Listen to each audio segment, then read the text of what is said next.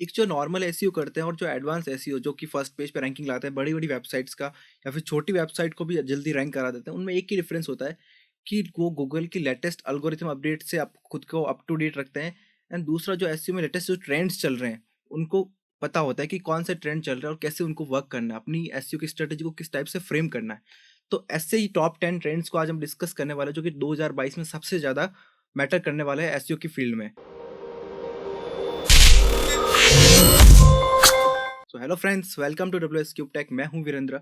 आज हम डिस्कस करते हैं लेटेस्ट एसईओ ट्रेंड्स 2022 में जो मैटर करने वाले सबसे ज़्यादा। तो फर्स्ट जो एसईओ का ट्रेंड जो मैटर करेगा सबसे ज़्यादा वो होगा यूज़र इंटेंट। यूज़र इंटेंट काफ़ी सालों से यहाँ पर है गूगल के पास कि वो फोकस करता है कि यूज़र का इंटेंशन कोई क्वेरी के थ्रू कैसे फुलफिल हो पाए। लेकिन क्या होता है कि अभी काफ़ी ऐसी सर्च टर्म्स ऐसी होती है कि कोई सर्च कर रहा है कुछ भी लेकिन उसको आंसर प्रॉपर जब तक 4-5 सर्च क्वेरी नहीं करता प्रॉपर तब तक मिलता नहीं है। तो अब जैसे गूगल का भी तो लास्ट ईयर जो गूगल का एक अपडेट आया था मम अपडेट, जिसका मीनिंग था मल्टीटास्क यूनिफाइड मॉडल।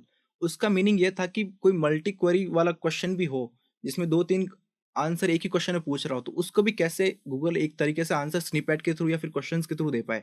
या फिर जो सर्च रिजल्ट शो हो रहा है सीआरपी में, वो सब राइट रिजल्ट्स हो कि जो कि यूज़र एक बार क्लिक करे तो उसको अपनी आंसर मिल जाए।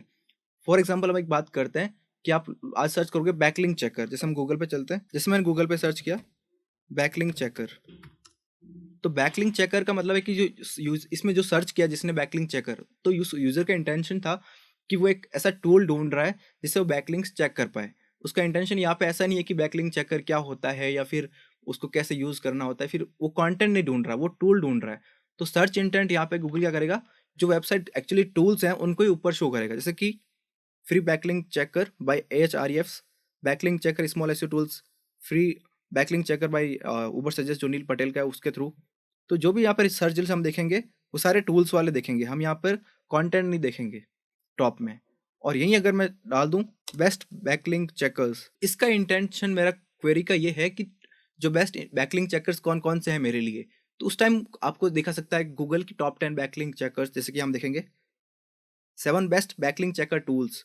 तो यहाँ पे एक आर्टिकल दिखा है आपको रेदर देन कि वहाँ पे टूल दिखा रहा हो। तो इस टाइप से जो यूजर इंटेंट है वो फुलफिल आपका सर्च क्वेरी से होना चाहिए। अगर एक एग्जांपल और देखें, अगर आप सर्च करेंगे क्विक पिज्ज़ा रेसिपी, तो क्विक पिज्ज़ा रेसिपी जो यूज़र सर्च कर रहा है वहाँ पे, उसका इंटेंशन है कि जल्दी से जल्दी कैसे पिज़्ज़ा बना सकता है 15-20 मिनट में या आधे घंटे में, वो देख रहा है। तो वहाँ पर ऐसी रेसिपी जिसने कि समझ लो 1 घंटे में बनती हो या फिर बहुत लंबे-लंबे वीडियोज़ या लंबे-लंबे कंटेंट क्रिएट कर रखे हो, उसको शो करने के बजाय गूगल उस जो क्विक वर्ड है उसकी अकॉर्डिंग सर्च इंटेंट को समझ के कंटेंट शो करेगा आपका आपका ऊपर। जैसे किसी ने लिखा होगा क्विक, मतलब समझ लीजिए कि 700 वर्ड में किसी ने आर्टिकल लिखा है और बता रखा है कि 15 मिनट में पिज़्ज़ा कैसे बनाएँ, तो उसको ऊपर रखेगा गूगल इंस्टेड ऑफ कि जिसने लॉन्ग फॉर्म कंटेंट के साथ एक लॉन्ग प्रोसेस बताई हो।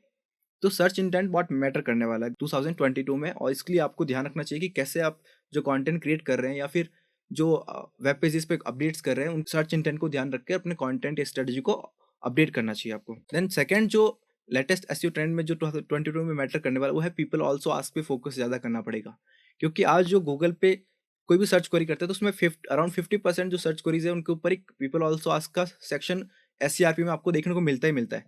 जैसे मैं कुछ भी सर्च करूँ, जैसे मैंने क्विक पिज़्ज़ा रेसिपी भी सर्च किया, तो यहाँ पे एक ऑप्शन आ रहा है पीपल आल्सो आस्क, जहाँ पे आपको 4-5 क्वेश्चन दिखाते हैं और क्लिक करेंगे तो और क्वेश्चन अपीयर होने लग जाते हैं। तो पीपल आल्सो आस्क सारे क्वेरीज में नहीं होता है, अराउंड 50% क्वेरीज में शो होता है जो कि रिलेवेंट वहाँ पे आंसर अवेलेबल है। तो पीपल आल्सो आस्क में जो क्वेश्चन के आंसर दे रहा है उसमें एक किसी वेबसाइट के थ्रू ही वहाँ पे अपीयर करा रहा है। जैसे मैं इसको यहाँ पे क्वेरी करूँ how do you make a pizza in 3 minutes, तो यहाँ पे उन्होंने दिखा दिया वो एक यूट्यूब के वीडियो से यहाँ पे उन्होंने कंटेंट शो किया है। तो इस टाइप के पीपल आल्सो आस्क वाले क्वेश्चंस के लिए आपने कंटेंट और वेब पेजेस या आर्टिकल्स उनको ऑप्टिमाइज करना है अगर, तो आपको 2 चीज़ें करनी चाहिए। फर्स्ट कि लॉन्ग टेल कीवर्ड ज़्यादा से ज़्यादा फाइंड करें, कोरा पे जाएँ, answer the public rule use करें, जिससे आपको की जो वॉइस क्वेरी जो क्वेश्चंस हैं वो फाइंड कर पाएँ और अपने जो कंटेंट है उन कंटेंट में उन क्वेश्चंस को आंसर करें ज़्यादा से ज़्यादा, जो कि सर्च इंटेंट को ध्यान में रखते हुए पीपल आल्सो आस्क के क्वेश्चन में अपीयर कर पाएँ और जिससे कि आपको वेबसाइट का ट्रैफिक बूस्ट हो। देन थर्ड जो बहुत ही ज़्यादा इंपॉर्टेंट रोल प्ले करने वाला है एसईओ में वो है कोर वेब वाइटल्स। तो ये कोर वेब वाइटल्स पिछले 2-3 साल से है गूगल सर्च कंसोल के अंदर। हम जब टेक्निकल एसईओ की बात करते हैं तो यहाँ पर जो आपकी वेबसाइट के थ्रू जो एक्सपीरियंस है, यूजेबिलिटी का एक्सपीरियंस है, उसमें कोर वेब वाइटल्स का बहुत बड़ा रोल प्ले होता है। तो उसमें आपको टेक्निकल एसईओ आपकी वेबसाइट का स्ट्रॉन्ग और सॉलिड होना चाहिए। उसमें आपको सारे डेटा मिल जाता है कि क्या-क्या इम्प्रूवमेंट कर सकते हैं। इसके लिए आप क्या कर सकते हैं, एक तो सर्च कंसोल टूल्स के अंदर से गो कोर वेब वाइटल्स वाला जो वहाँ पे सेक्शन है, वहाँ से पता कर सकते हैं कि क्या-क्या इम्प्रूवमेंट के स्कोप है और वहाँ पे उसको इम्प्लीमेंट करें अपने वेबसाइट पे। दूसरा, गूगल का जो खुद का टूल है, गूगल पेज स्पीड इनसाइट्स, वहाँ पर जाके अपनी वेबसाइट का यूआरएल डालेंगे तो वहाँ पे पता चल जाएगा कि कौन-कौन से आपकी वेबसाइट में कमियाँ हैं और कोर वेब वाइटल्स को वहाँ से आप इम्प्रूव कर पाते हैं। तो ये बहुत बड़ा रैंकिंग फैक्टर होने वाला है, क्योंकि जैसे-जैसे हम देखते जा रहे हैं कि यूज़र फ्रेंडली और यूज़र एक्सपीरियंस को फोकस में रख के गूगल चेंजेस करता जा रहा है। जैसे कि 2-3 साल पहले उन्होंने एसएसएल सर्टिफिकेट को मैंडेटरी कर दिया कि एक रैंकिंग फैक्टर है। तब सारी वेबसाइट आज हो गई जो जिनको एसईओ का अपना ऑप्टिमाइज़ करना है, तो वो एसएसएल सर्टिफिकेट यूज़ कर रही हैं अपनी वेबसाइट्स पे। तो जैसे ही कुछ-कुछ चीज़ें मैंडेटरी हो रही है, उनका एक रीज़न यही है कि बस वो यूज़र एक्सपीरियंस फोकस्ड हो। Then let's move to the fourth SEO trend, index now. Index now अभी नई चीज़ है जो कि गूगल पे इम्प्लीमेंट हुई नहीं है, बट गूगल इस चीज़ को टेस्टिंग कर रहा है। माइक्रोसॉफ्ट का जो बिंग सर्च इंजन है, वो ऑलरेडी इम्प्लीमेंट इस चीज़ को कर चुका है। तो उसको ही देखते हुए इंडेक्स नाउ जो एक मेटा टैग टाइप का काम करेगा और एपीआई कैसे समझ सकते हैं। इसका मीनिंग ये होगा कि इंडेक्स नाउ में क्या होगा कि जो आप ये टैग यूज़ कर लेंगे इंडेक्स नाउ अपनी वेबसाइट की वेब पेजेस पे, तो क्या होगा कि जब भी आप कोई नया चेंजेस करेंगे, फॉर एग्जांपल आपने वेब पेज बना रखा है या आर्टिकल बना रखा है, उस पेज को समझिए आपने कुछ एडिट किया, उसका मेटा टाइटल्स चेंज कर दिए, उसमें मेटा डिस्क्रिप्शन चेंज कर दिए, कुछ इमेजेस कंटेंट अपडेट कर दिया या फिर समझ लीजिए उस पेज को डिलीट ही कर दिया। तो अब जब गूगल अपने हिसाब से क्रॉल करेगा और इंडेक्स करेगा, चेंजेस को रिफ्लेक्ट करेगा अपनी एसईआरपी में, उससे पहले आपको क्या करना है कि देखना है कि अपडेट करते ही गूगल को अगर बताना है कि इंडेक्स नाउ क्या करेगा, इसका मीनिंग यही है कि हाथों-हाथ गूगल उस एपीआई के थ्रू वो चेंजेस को रिफ्लेक्ट कर देगा अपने एसईआरपी में, जिससे कि यूज़र एक्सपीरियंस जो है, वहाँ पर ऑडियंस के लिए सही, लेटेस्ट चीज़ें वो आपकी जो अपडेट्स हैं वो शो कर पाएगा गूगल। तो इस चीज़ का आपको पहले से ध्यान रखना चाहिए, क्योंकि हो सकता है 2022 के एंड तक या फिर सेकंड हाफ तक गूगल इसको पब्लिकली अनाउंस भी कर दे। तो एक 2022 में बहुत ही बड़ा रोल प्ले करने वाला है। और जो वर्डप्रेस यूजर्स हैं उनके लिए जो माइक्रोसॉफ्ट बिंग के लिए अगर ऑप्टिमाइज़ करना है, तो ऑलरेडी इंडेक्स नाउ का प्लगइन बिंग के लिए आ चुका है। जैसे इसको हम देख लेते हैं अभी। अगर आप सर्च करेंगे इंडेक्स नाउ प्लगइन, तो इसको माइक्रोसॉफ्ट बिंग है, उसने इंडेक्स नाउ प्लगइन बिल्ड भी कर दिया ऑलरेडी अपने यूजर्स के लिए। तो अगर आप वर्डप्रेस यूजर्स हैं तो इसको अभी आप टेस्ट कर सकते हैं कि बिंग के लिए आप कैसे लेटेस्ट चेंजेस को बहुत ही इंस्टेंटली अपडेट कर सकते हैं सर्च इंजिन्स पर। देन जो फिफ्थ मोस्ट इंपॉर्टेंट ट्रेंड है वो है कि मोर यूज ऑफ स्ट्रक्चर डेटा। जब हम स्ट्रक्चर डेटा की बात करते हैं, इसके स्कीमा की बात करते हैं, तो हमेशा इसे यूज़ करते जा रहे हैं, लेकिन क्या होता है कि कुछ कुछ वेबसाइट्स अभी तक उसको मिसिंग कर रही है। तो अगर आपकी वेबसाइट पे अगर स्ट्रक्चर डेटा नहीं है तो उसको इम्प्लीमेंट करें। और स्ट्रक्चर डेटा में नई चीज़ें ये आ रही है कि पहले पहले चीज़ें कुछ बेसिक चीज़ें थी, जैसे फॉर एग्जांपल एफएक्यू सेक्शंस के लिए स्कीमा है, प्रोडक्ट की स्कीमा है, आर्टिकल्स की स्कीमा है, अबाउट अस की स्कीमा है। लेकिन विद टाइम गूगल नई नई चीज़ों को भी स्ट्रक्चर डेटा प्रोवाइड करने के लिए स्कीमा नहीं निकाला। जैसे कि अभी है ना, एजुकेशनल कोर्सेज के लिए भी स्कीमा आ चुका है, तो रेसिपीज़ के लिए भी स्कीमा आ चुका है। तो स्ट्रक्चर डेटा में कौन-कौन सी नई-नई आती है, वो हमेशा ध्यान रखना चाहिए। तो गूगल का एक कौन-कौन सी स्ट्रक्चर डेटा अवेलेबल है, उनको ध्यान रखते अपनी वेबसाइट पे इम्प्लीमेंट करना चाहिए। जैसे आर्टिकल का स्कीमा है, बुक्स कोई है, ऑथर है, उसकी अपनी वेबसाइट बना रखी है, तो उसको अपनी स्कीमा, बुक का स्कीमा वहाँ पे इम्प्लीमेंट करना चाहिए। ब्रेड क्रम्ब, कैराउज़ल का स्कीमा, कोर्सेज़ का जैसे हमने बात की एजुकेशन, ये कुछ नया है जो कि हर कोई अभी तक इसको यूज़ कर नहीं रहा है। डेटा सेट और काफ़ी इवेंट्स वगैरह के लिए इन्होंने, तो जो भी स्कीमा है इस लिंक के थ्रू आपको, मैं इस डिस्क्रिप्शन में लिंक मिल जाएगी, जो भी स्कीमा है उनको आप ब्राउज़ कर लें और देख सकते हैं कि कहाँ-कहाँ पे अपनी जो इस वेबसाइट का आप एसईओ कर रहे हैं, उनको इम्प्लीमेंट करके बेनिफिट लें। देन सिक्स्थ है long form content. Long form content काफ़ी टाइम से, जैसे नील पटेल वगैरह है, उन्होंने हमेशा से कहा है कि लॉन्ग फॉर्म कंटेंट को गूगल जल्दी रैंक करता है और आप जल्दी से अपना वेबसाइट पे ट्रैफिक बढ़ा सकते हैं। उसका reason, main long form content rank करने का रीज़न ये है कि आपका कंटेंट जो लॉन्ग फॉर्म लिखते हैं तो कॉम्प्रिहेंसिव कंटेंट होता है। तो जिस टॉपिक पर भी अपना कंटेंट क्रिएट कर रहे हैं, उसमें आप डिटेल में सारी चीज़ें बता पाते हैं, जिससे कि क्या, जो यूज़र है या फिर जो आपकी वेबसाइट पे ट्रैफिक आ रहा है, जो ऑडियंस है, उनको एक ही पेज पे आप सारी चीज़ें बता पाते हैं, तो वो कंटेंट जल्दी रैंक करता है। तो हम कुछ डेटा भी देख लेते हैं जो स्टडी से लिया गया है। तो average content length of top 10 results, Google पे टॉप 10 जो फर्स्ट पेज पे रिजल्ट शो करती है, उनकी एवरेज लेंथ क्या होती है। जो फर्स्ट नंबर पे शो करती है उनकी एवरेज हमेशा रहती है कि अराउंड 2400 वर्ड से ज़्यादा कंटेंट क्रिएट कर रहे होते हैं। सेकेंड वाली होते हो सकता है वो 2500-2600 तक, और थर्ड नंबर पे जो होती है वो अराउंड 2300 प्लस वर्ड्स होते हैं। तो ये जो मोस्टली आप देखेंगे तो सारे कंटेंट 2000 प्लस ही है, 2000 प्लस से नीचे कोई है नहीं। बट ये चीज़ भी आपको ध्यान रखना है कि अगर जो कंटेंट आपका 1000 वर्ड में कवर हो सकता है उसको करें।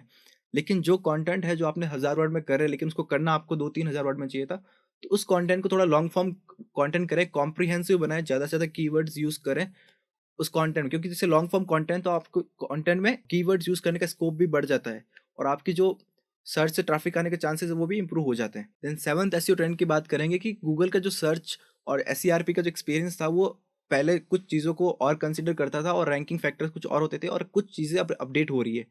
जैसे कि पहले वेबसाइट को रैंकिंग करने के लिए कुछ मेन फैक्टर्स गूगल ये देखता था कि उस वेबसाइट की अथॉरिटी क्या है, डीएपीए क्या है और यूज़र एक्सपीरियंस क्या है और कंटेंट कैसा है, तो ये चीज़ें मैटर करती थी। लेकिन अब जो है कि गूगल थोड़ी चीज़ों को अपडेट कर रहा है कि प्रायोरिटी किसको देनी है। तो पहले होता था कि प्रायोरिटी डीए को भी देता था कि समझ लो कि अगर फोर्ब्स ने कोई आर्टिकल कवर कर लिया और उसी आर्टिकल को आपने कवर किया तो फोर्ब्स से ऊपर आप जा नहीं पाएँगे, ठीक है?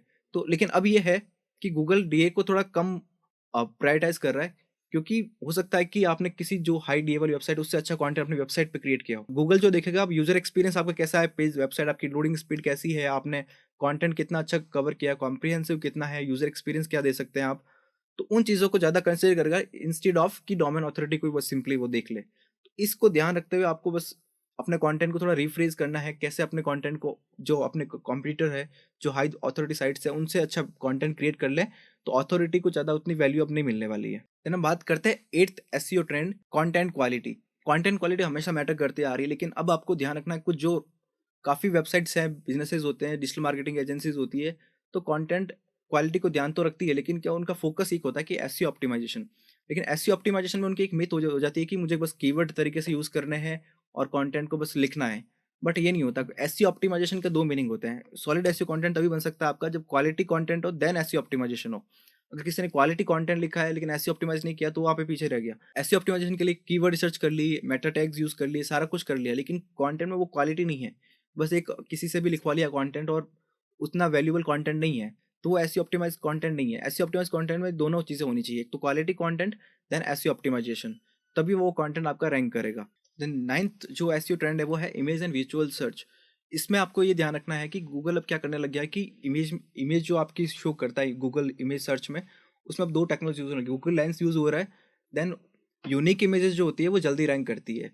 तो आप मोस्ट ऑफ द वेबसाइट्स क्या करती है कि समझ ली कोई आर्टिकल लिखा है, कोई टॉपिक पे लिखा है, तो एक जनरल इमेजेस जो अवेलेबल है पब्लिकली उनको यूज़ कर लेते हैं। तो इंस्टेड ऑफ आप कुछ यूनिक इमेजेस यूज़ करने के लिए आप कुछ प्रीमियम जो वेबसाइट्स है, फॉर एग्जांपल फ्री पिक है, तो फ्री पिक में जो कॉमन इमेजेस है तो हर कोई यूज़ कर ही रहा है। तो आप क्या कर सकते हैं, कुछ प्रीमियम का वर्ज़न लेके वहाँ पे प्रीमियम जो इमेजेस जो कि हर कोई यूज़ नहीं करना, वहाँ पे कॉम्पिटिशन आपका थोड़ा कम हो जाता है। तो ऐसी इमेजेस को भी आपको लेना है ताकि गूगल थोड़ी नई चीज़ें और फ्रेश इमेजेस जो कि हर कोई यूज़ नहीं कर रहा है, उनको यूज़ वहाँ पे सर्च में शो करे और वहाँ से भी आप ट्रैफिक ग्रैब कर पाएँ। देन दूसरा गूगल डिस्कवर आपने सुना होगा, गूगल डिस्कवर पे क्या होता है कि वहाँ पर अलग इमेज बेस्ड कंटेंट वगैरह शो करता है गूगल। तो उसमें अगर आपको मैक्सिमाइज़ करनी है अपनी क्लिक थ्रू रेट को, तो उसमें क्या करना चाहिए, आप एक मेटा टैग आता है मैक्स इमेज प्रीव्यू। तो उस मेटा टैग को अगर आप यूज़ नहीं कर रहे हो, तो आप max image preview Meta tag को अगर यूज़ करेंगे, तो विजुअल सर्च और जो हम गूगल लेंस वाली बात कर रहे हैं, डिस्कवर वाली, तो वहाँ पर अपनी सीटीआर को इम्प्रूव कर पाएँगे बहुत अच्छे से और अराउंड 79% ट्रैफिक कुछ वेबसाइट्स रिपोर्ट करती है कि उन्होंने max image preview tag Meta tag use करने के बाद ट्रैफिक में इमेज के थ्रू जो ट्रैफिक आता है उसमें इंप्रूवमेंट देखा है। तो अगर आप ये यूज़ नहीं कर रहे अभी तक और गूगल डिस्कवर को अपनी फीचर नहीं कर रहे हैं, तो उस कंटेंट जहाँ पे फीचर हो सकता है डिस्कवर में, उसके लिए वहाँ पे उस पे वर्क करना चाहिए आपको। देन जो 10th मोस्ट इंपोर्टेंट फैक्टर मुझे लगता है कि more focus on on page SEO.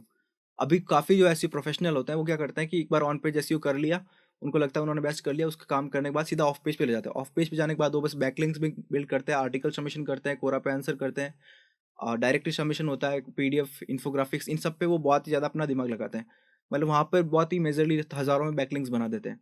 तो गूगल अभी तक यही कर रहा था कि वो ऑफ पेज भी देखता है आपका कि कैसा है, लेकिन अब फोकस जो मोर है, वो है ऑन पेज पर कि आपका यूज़र एक्सपीरियंस कैसा है, कंटेंट की क्वालिटी कैसी है, सर्च इंटेंट फुलफिल कर रहा है कि नहीं कर रहा है। इन चीज़ों पे ज़्यादा फोकस करना चाहिए रादर देन कि ऑफ पेज पे। ऑफ पेज पे ठीक है, मैटर करता है, ऑफ कोर्स बैकलिंक्स वगैरह मैटर करती है कि आप कौन-सी अच्छी-अच्छी वेबसाइट्स आपको रेफर कर रही है। लेकिन अब जो लेटेस्ट अपडेट्स वगैरह आ रहे हैं, लास्ट ईयर अगर हम देखा जाए तो लिंक स्पैमिंग वाला अपडेट था गूगल का, तो उसमें क्या करने उसने ये कर दिया कि अगर आप स्पिन कंटेंट करके अगर बैकलिंक्स वगैरह बना रहे हो तो उनको ज़्यादा वैल्यूएबल कंटेंट नहीं माना जाता और वहाँ से अगर बैकलिंक्स भी मिल रही है, तो वो कंटेंट अगर रैंक ही नहीं कर रहा, तो वहाँ से अगर बैकलिंक भी मिल रही है तो आपके लिए ज़्यादा मैटर नहीं करती है। तो आपको रेदर देन जो जो मैनुअल एफर्ट्स डाल रहे हैं आर्टिकल सबमिशन वगैरह पे जहाँ पे स्पिन कंटेंट वगैरह यूज़ होता है, उसको अवॉइड करके कुछ क्वालिटी कंटेंट से गेस्ट पोस्टिंग वगैरह कर सकते हैं और जहाँ से आप ट्रैफिक ला सकते हैं लिटरली, वहाँ से आप बैकलिंक्स वगैरह बिल्ड करें, तो ज़्यादा मैटर करेगा और ऑन पेज एसईओ पे ज़्यादा फोकस करें। एक बार ऑन पेज एसईओ कर लिया तो खत्म नहीं होता काम वहाँ पर। आपको ऑन पेज एसईओ में एनालिसिस करनी होती है। कुछ समझ लीजिए आपने कोर वेब वाइटल्स देखा, तो वहाँ पे कुछ चीज़ें आपको दिखी तो उनको इम्प्रूवमेंट कर दिया और जो नए मेटा टैग्स वगैरह आ रहे हैं, इसके हमने अभी इमेज वाला मेटा टैग देखा था, अगर वो यूज़ नहीं कर रहे तो उनको यूज़ करें। और जो ब्लॉग पोस्ट पे कंटेंट वगैरह जा रहा है उनको ध्यान रखना कि लॉन्ग फॉर्म कंटेंट हो और unique content, then SEO optimised content. इन चीज़ों पे अगर ज़्यादा ध्यान करेंगे तो 2022 में आप टॉप वेबसाइट में अपनी रैंकिंग को इंप्रूव कर पाएंगे। तो ये कुछ टॉप ट्रेंड्स थे एसईओ में जो कि 2022 में सबसे ज़्यादा मैटर करने वाले हैं और आपको ये अच्छे से पता होना चाहिए। Thank you.